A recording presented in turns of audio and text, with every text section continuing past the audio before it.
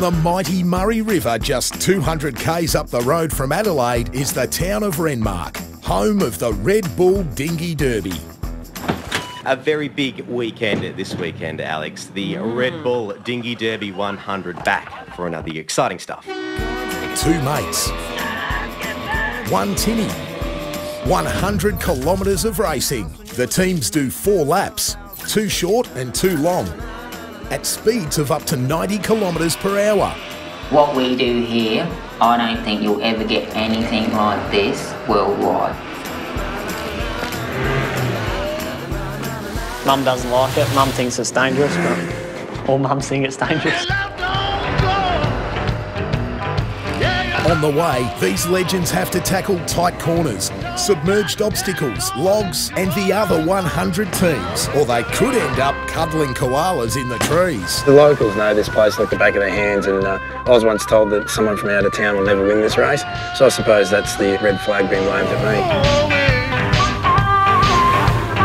Each boat is a modified Tinny with a shop-bought 30 horsepower outboard motor tuned to crank out 60 horsepower, all built in the backyard shed. And the prize? We're racing for a $6 plastic trophy, so really it's bragging rights. Everyone knows that you've won the Dinghy Derby.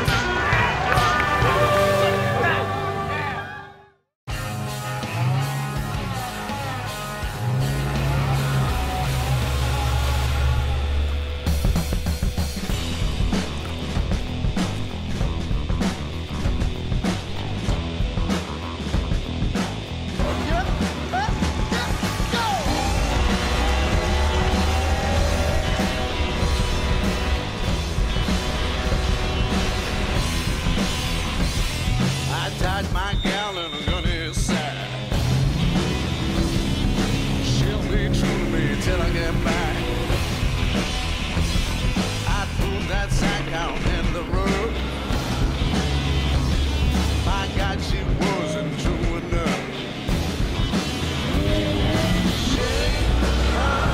Johnny Wood, that song.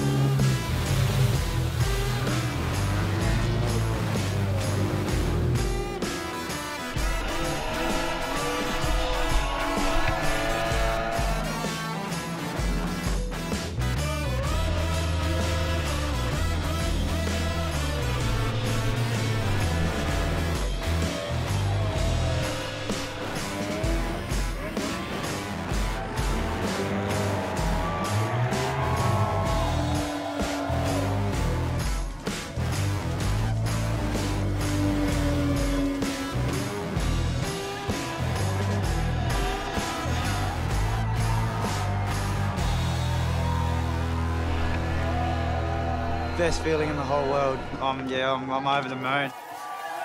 Hopefully I've cemented my place in history. We'll be back next year to do it again.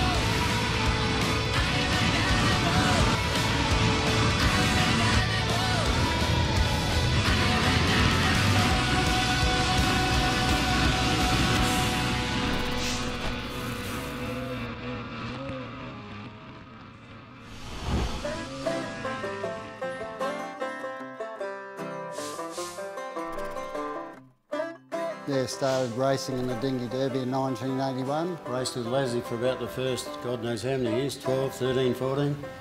Won the first 6. Chig Ross was chasing us, but he never did any good. When we first started, it was you went across land too. You had to pick your manhandle your boat from point A to point B. Couldn't tell you how many trophies we've won. I don't think it really matters. I can tell you we've done about 1 million hours of practice at 6 o'clock in the morning, middle of winter. John loves to have things on the limit and likes to push things and try new things. And I'm crazy enough to get in the boat with him. And there's not a minute I don't love with it. The biggest aim is to get this recognition for it to be a true motorsport event in the Riverland. We know, the locals know the potential this has got. Renmark loves the sport. It's the biggest event of the year, and you can see there's pretty much every person in Renmark's there watching it, so it's a big thing for the town. We buy a fishing boat for Grandpa to go away, and we basically cut the seats out of it. We put a heap of strength in it, brace everything up. We put a hydraulic trim in it, make it strong enough to withhold the bigger engine and the extra power that we're putting into the boat. It's all a pretty big secret, what everyone's doing with their boats. People standing and looking out or looking in, they think, oh, it looks pretty easy, but there's just so much going on between the navvy and the driver, and if you're not working together, it's game over. I think my first derby, I hit a wave the wrong way and ended up with my shoulder against a tree and threw my swinger out and crushed the side of my boat in. And it's that quick. Whereabouts on this track can I take a chance? You know, you're on the race line or suicide line, they call it. Sometimes you've got to run the suicide line and it can pay dividends or it can put you in a spin. You take out a log, take out a prop. We've had our barrel rolls, we've hit trees, we've left the river and went up the bank, but I just put that out of my mind. I just commit to doing what we need to do, and I'm comfortable with that. You just can't beat running through the Kiley's Creek and places like that at the speeds that we do. Being able to just nail it through there, you know, just the feeling, the adrenaline is just unbelievable.